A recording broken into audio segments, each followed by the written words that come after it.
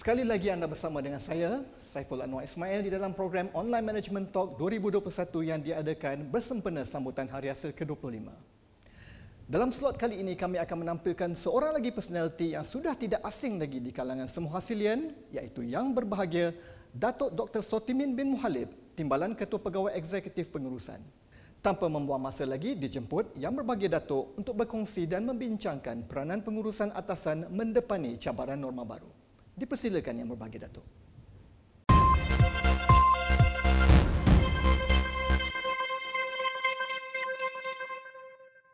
Assalamualaikum warahmatullahi wabarakatuh dan salam sejahtera. Yang berbahagia Datuk Seri Dr. Sabin bin Samitah, Ketua Pegawai Eksekutif Lembaga Hasil Dalam Negeri Malaysia, Timbalan-timbalan Ketua Pegawai Eksekutif, Pengarah-pengarah Jabatan Negeri Bahagian Cawangan, CSI, Datuk, Datin, Tuan-puan yang saya hormati sekalian. Terima kasih kepada Jawatan Kuasa Sambutan Hari Hasil ke-25 kerana menjemput saya selaku Timbalan Ketua Pegawai Eksekutif Pengurusan hadir dalam sesi Online Management Talk pada semua hasilian pada pagi ini. LHJNM merupakan penyumbang utama hasil kerajaan. Oleh yang demikian, jika operasi LHJNM terjejas, maka ia akan memberi kesan secara langsung ke atas keupayaan kerajaan untuk memberikan berbagai perkhidmatan dan bantuan kepada rakyat. Sebab itulah LHJNM telah dikategorikan sebagai agensi yang memberi essential services pada tahun lepas setelah Perintah Kawalan Pergerakan mula diperkenalkan. Apabila PKP diperkenalkan pada 18 Mac 2020, LHJNM dengan segera mengaktifkan Crisis Management Team ataupun yang kita panggil sebagai CMT atau pasukan pengurusan krisis yang dipengerusikan oleh Ketua Pegawai Eksekutif LHJNM. Ahli CMT terdiri dari semua TKP dan juga pegawai-pegawai kanan yang terdiri dari pengarah-pengarah jabatan. Tujuan utama pengaktifan CMT ini adalah untuk memastikan LHJNM terus beroperasi semasa PKP dan dalam masa yang sama memastikan tidak berlaku penularan COVID-19 di LHJNM. Berikutan dengan itu, beberapa siri arahan, pekeliling, memo dan sebagainya telah dikeluarkan untuk memastikan semua arahan pencegahan penularan COVID-19 yang dikeluarkan oleh pihak berkuasa dapat dilaksanakan di LHJNM. Juga untuk memastikan kehadiran bekerja dan waktu bekerja di pejabat diselaraskan dengan norma baharu dan agar semua tugasan dapat dilaksanakan dengan teratur.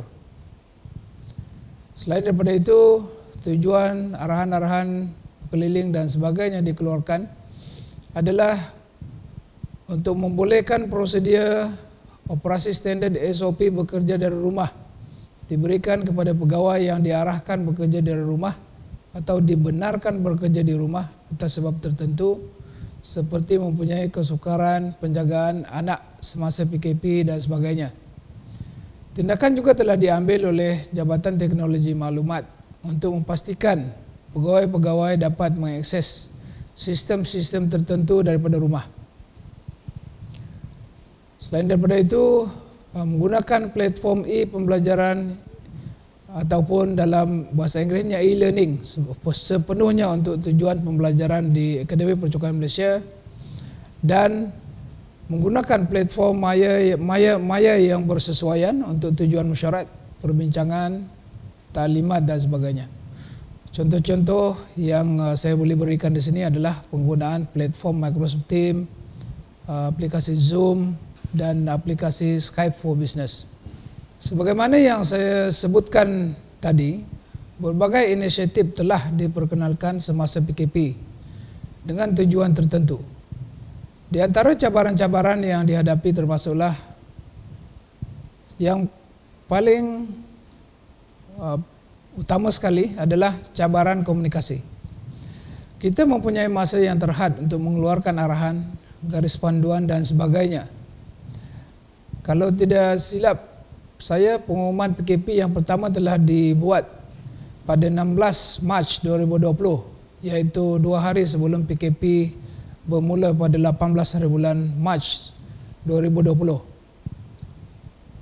Selain daripada itu, kita juga mempunyai masa yang terhad untuk menjelaskan kandungan arahan, garis panduan dan sebagainya kepada semua hasilian. Walau bagaimanapun, keadaan beransur baik selepas beberapa tempoh setelah masa yang sewajarnya diperolehi untuk membolehkan cabaran-cabaran ini diatasi. Selain daripada itu, kita juga menghadapi cabaran yang berkaitan dengan keperluan sistem dan perkakasan. Pada peringkat permulaan PKP, sistem-sistem IT LHDNM tidak dapat diakses daripada luar pejabat. Maksud saya ini adalah tidak semua sistem didesain untuk diakses daripada luar pejabat pada permulaannya. Selepas beberapa tempoh, apabila beberapa sistem IT dapat dicapai daripada luar, isu keperluan laptop pula timbul.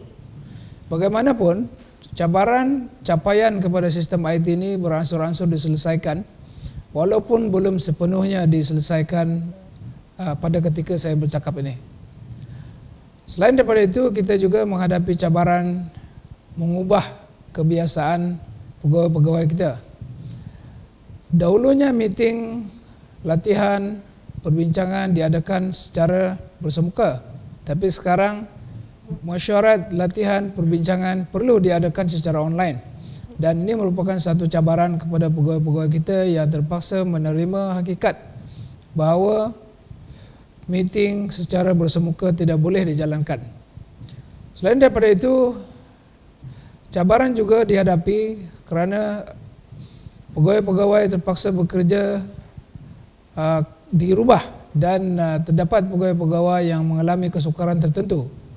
Umpamanya suddenly burden ataupun workload pejabat pegawai-pegawai lembaga hasil dalam negeri bertambah.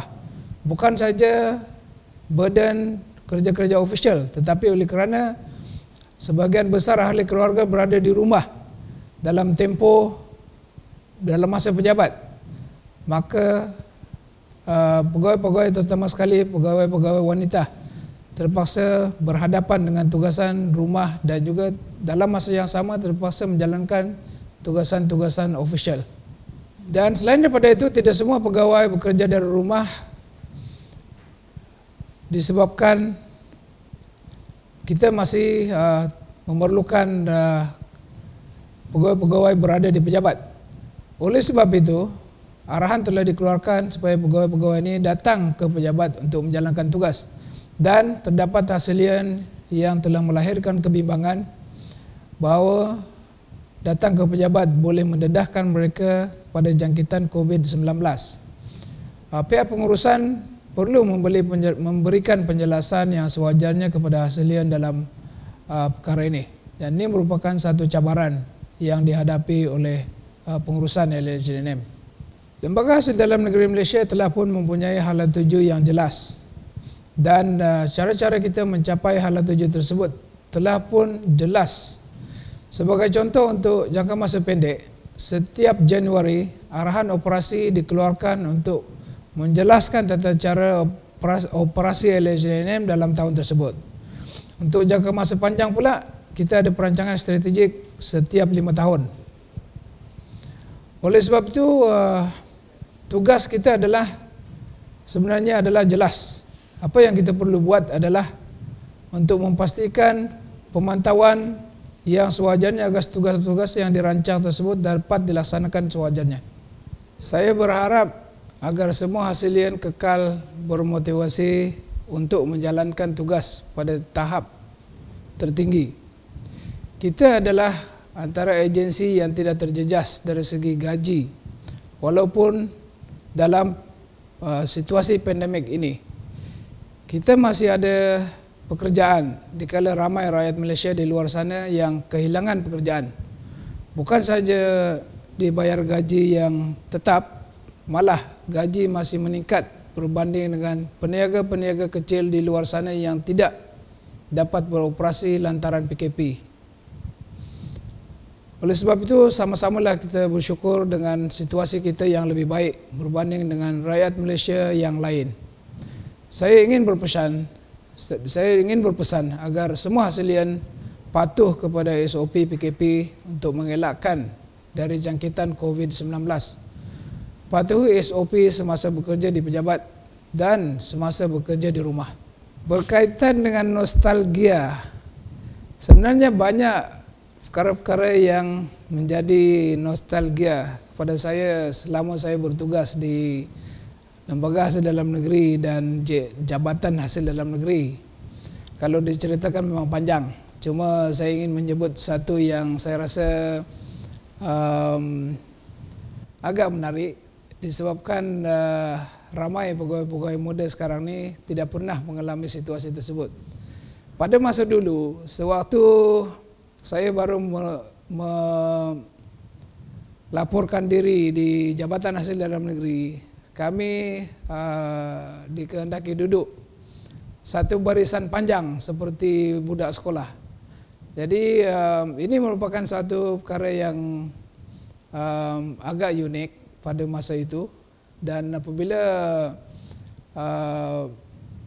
kita bercuti 1 minggu dan fail-fail yang sepatutnya diagihkan kepada kita itu masih dihantar oleh kerani fail. Pada masa kita datang selepas bercuti panjang tu, kita akan seolah-olah duduk dalam satu kubu di mana kita dikelilingi oleh fail-fail yang tinggi. Dan kalau dari segi pengalaman menarik ini pun mungkin banyak jugalah yang saya boleh kongsikan, yang saya boleh fikirkan. Walau bagaimanapun, pengalaman yang paling menarik ada saya sebenarnya sebut dalam satu temuduga yang telah diadakan oleh JKK satu masa dulu. Tapi saya tak akan sebut yang itu lagi lah sebab saya dah sebut. Pengalaman ataupun kenangan yang paling menarik lah saya ingat adalah dilantik menjadi TKP pengurusan. Saya rasa selama saya bertugas, apabila saya join LHDNM, saya tidak terfikir sedikit pun yang satu masa nanti saya akan menjadi TKP pengurusan. So ini merupakan satu pengalaman ataupun kenangan yang bukan kenangan lah sebab saya masih lagi TKP pengurusan, tapi saya rasa satu pengalaman yang menarik sepanjang saya berada di LHDNM setakat ini. Sebenarnya saya mempunyai cita-cita untuk menjadi seorang pensyarah, dan selepas jadi pensyarah tu, kalaulah ada rezeki mungkin satu masa nanti saya akan jadi profesor. Itulah impian saya lah sewaktu saya masih di universiti. Tapi apabila saya graduate, saya tak begitu bernasib baik dan saya tak berjaya menjadi pensyarah. Akhirnya saya telah memohon pekerjaan di satu agensi kerajaan di Kota Kinabalu, dan kerjaan saya itu bukanlah terus sangat sebab waktu itu pun saya pun telah pun berada di grade kumpulan A, dan kerja yang saya buat itu pun memang saya sukalah. Walau bagaimanapun,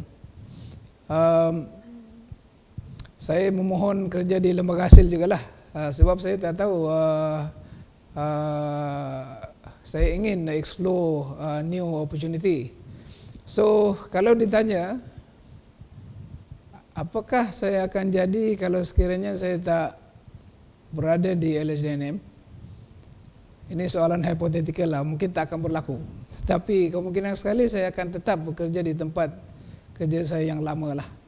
Sempena usia dewasa 25 tahun kelahiran LHDNM, marilah kita bersama-sama mengekalkan momentum kecemerlangan LHDNM. Saya mengambil kesempatan di sini untuk mengucapkan selamat Hari Hasil ke-25 pada semua hasilian di seluruh Malaysia. Semoga LHDNM terus kekal memberikan perkhidmatan terbaik pada masyarakat dan berjaya dalam visi menjadi pentadbir cukai terunggul bertaraf dunia. Hashtag kita jaga kita, hashtag stay alert, hashtag stay safe, hashtag Hasilian bebas COVID-19. Sekian, terima kasih.